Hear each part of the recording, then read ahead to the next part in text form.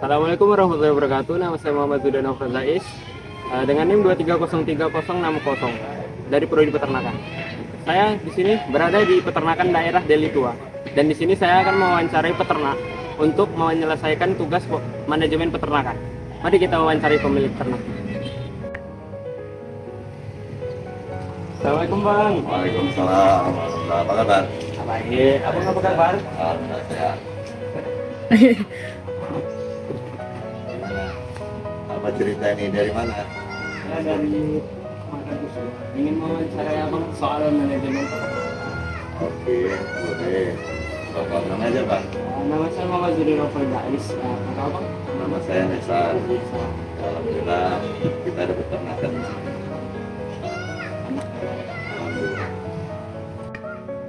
Jadi bang, sudah berapa lama abang udah beternak? Alhamdulillah kita beternak ini di sini udah ada berapa tahun ya? Sekitar 5 ke 6 tahun lah. Yang urusannya kita ada peternakan kambing susu, ada domba yang jual kita. Ini ada banyak. Ya alhamdulillah jumlah mungkin kalau populasi jumlah sekarang totalnya antara kambing susu dan domba berasa kurang lebih di angka 300-an. Apa saja strategi atau perencanaan yang abang rencanakan dalam memulai usaha? Kita waktu itu strateginya ya pertama itu kita tujuan utamanya pertama yang memang mencari keuntungan. Kemudian strateginya di awal tuh ya kita banyak belajar karena basicnya kita juga tidak peternakan. Jadi kita banyak belajar sembari berjalannya pekerjaan, di situ baru kita dapatlah strategi-strategi yang kita bangun untuk kayak manajemen pemasaran, manajemen pemeliharaan, manajemen pemilihan bibit. Tiga ininya sebenarnya yang penting. Yang paling penting itu sebelumnya di awal tuh penentuan kalau orang mau beternak itu penentuan arah marketnya itu dia mau kemana. Nah, itulah dia. Jadi market di peternakan ini ada 3 atau 4 marketnya. Pertama market penjualan susu, market penjualan daging, market penjualan akikah atau kurban. Nah, atau yang satu lagi market penjualan bibit. Artinya kita penjualan anak, kita hanya breeder aja, breeding. Ada. Jadi kembali orang apalagi kalau mau memulai ternak, dia mau menentukan strategi yang utama itu atau pemikiran yang utama yang difokuskannya itu yang penting dia menentukan dulu dia itu maunya itu arah beternak itu kemana gitu. Memang semuanya orang beternak kan tujuannya mencari keuntungan. Oh jadi begitu ya bang? Ya. Rencana awal-awalnya gitu.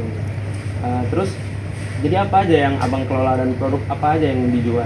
Terus apa yang bisa dikonsumsi di sini?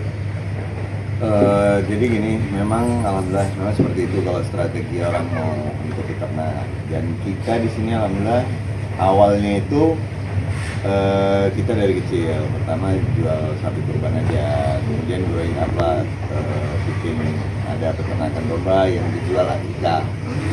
Kemudian ada juga peternakan domba yang kita buat yang untuk dijual anak gitu kan. Tetapi kita lebih fokus anakan tuh masih sekarang ini kita ke pengembangan. Nah, kemudian ada juga kambing susu atau kambing perah. Nah, dari kambing perah itu yang kita jual itu masih susunya. Dan yang mungkin kalau dia namanya kambing kan dia waktu melahirkan baru ada susu. Nah, jadi anak yang dilahirin itu kita usahakan untuk dijual di akikah dan kurban. Bang, berapa jumlah orang yang membantu dalam peternakan abang ini? Sekarang ini kita di sini ada 3 orang yang full membantu dalam urusan peternakan. 3 orang. Terus gimana cara abang bagi-bagi pekerjaan para staf abang? Dia diberikan tanggung jawab masing-masing. Misalnya penanggung jawab kambing perah, tanggung jawab domba, penanggung jawab di sapi.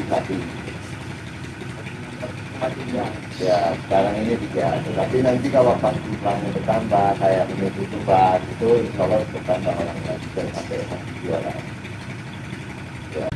Bang, bagaimana cara abang mengawasi usaha ternak abang? Ya pengawasan usaha ternak ini dengan kita cek langsung lah.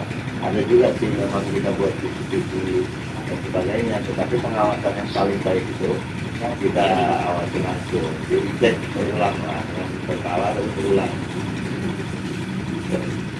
Terus kendala apa aja yang abang alami selama pandemi? Wah, selagi kita ini kendala nggak bisa habis, pasti ada aja.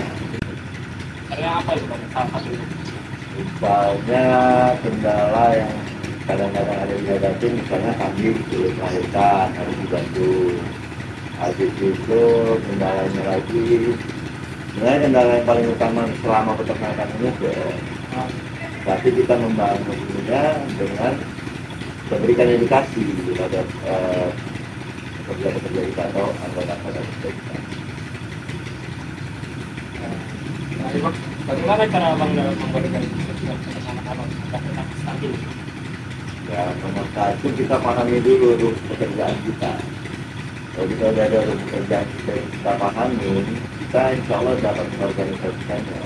Artinya apa? Kita paham dulu yang kita kerjain. Ya alangkah baiknya kita pernah berkecimpung di dalamnya. Nah, artinya kita pernah mengerjakan pekerjaan A, pekerjaan B, pekerjaan C, sehingga kita gampang membangun sistem manajemennya. Pengalaman Ya, dari pengalaman kita, walaupun mungkin kita tidak mengerjakannya 100%, tetapi kita minimal mencobanya. Oh, ini bagaimana loh pekerjaannya A, contohnya. Saya, oh bagaimana loh cara memotong rumput, cara mengapa berapa menit menjadikan.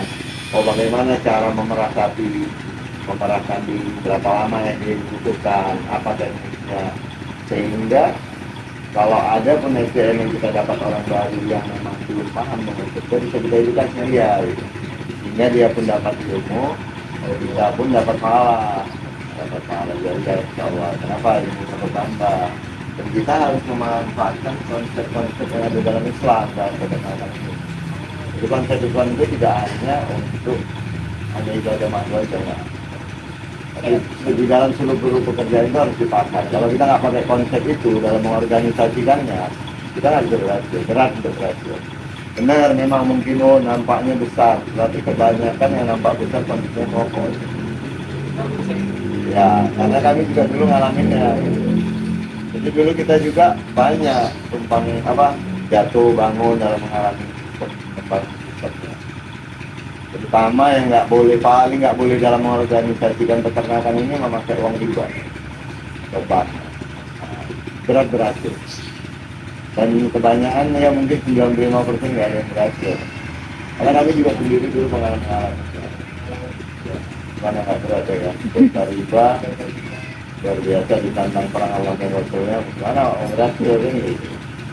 Nah, jadi banyak sistem-sistem sebenarnya kita itu tetap wajib ya dalam konteks dasarnya itu tetap wajib dakwah, karena kita juga bikin peternakan awalnya kita mencari keuntungan, belakangan keuntungan itu tetap kita cari tetapi kita rubah konsepnya apa dakwah, sehingga apa orang datang kemari mau belajar mau ini kita ubahkan. Bahkan kita sendiri di sini kita berani mengasih tahu ini Pak saya belinya sekian, jualnya sekian, sehingga sistem manajemen kita nggak tergoyah. Ya silakan aja gitu loh. Orang kalau kita dan ya alhamdulillah bukan harus sombong gitu ya. Katanya saya sombong. Kita juga sering ditanya orang, udah paling murah ini tempat bapak? Enggak, saya bilang. Belum tentu ya. Mungkin di tempat lain ada yang lebih murah, tapi saya bisa jual sekian gitu. Baru saya dapat untungnya sekian. Assalamualaikum warahmatullahi wabarakatuh. Jadi di sini saya akan mengomentari beberapa jawaban yang diberikan oleh Bang Nesar. Yang pertama, saya setuju dengan pendapat Abang ini karena memang tujuan utama memulai usaha ternak yaitu mencari keuntungan dan juga menentukan arah yang akan dituju selanjutnya. Lalu, menurut saya staf Abang ini sudah cukup banyak. Namun agar lebih efisien dan kerjanya semakin mudah dan cepat, maka sebaiknya stafnya ditambahkan. Lalu produk yang dijual Abang ini sudah terbilang cukup banyak untuk seorang peternak, yaitu ada akikah, ada susu perah, dan ada juga sapi.